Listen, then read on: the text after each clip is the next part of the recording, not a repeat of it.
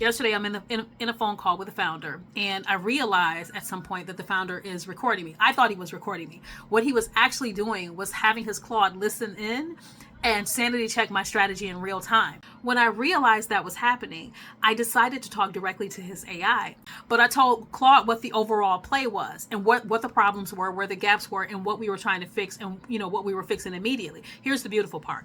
And then I told Claude to go to my website, and I told Claude which framework to find so that it could be more helpful in this particular engagement. So today, I'm talking to another founder. We're doing our kickoff call, and I realized that he uses Claude as well. Claude has built his he's used Claude to build his platform as well. So I go, how well does Claude know your business? And he goes, very well. Like I built all of this with Claude. I'm like, here's what I want you to do.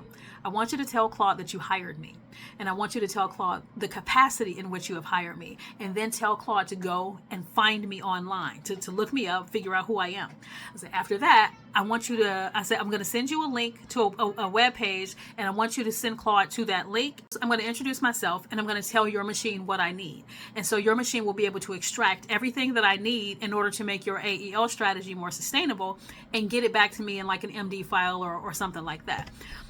What it does is it reduces the cognitive load on founders. So I can tell them what I need, and then if I'm able to contact their machine, I can tell their machine what the goal is. But not only that, train the machine on my framework so that the machine understands how I solve problems and how I think about solutions, why I do things the way that I do them. But it also serves as a really useful checks and balances because the founder is used to working with their AI. And so they can use their AI to check my progress and make sure that I'm doing things the way that I said that I would do them. And then I can use their AI to communicate the more sophisticated concepts, and then their AI will automatically break it down and give it back to them in a way that is easy for them to understand because the AI has got used to working with them.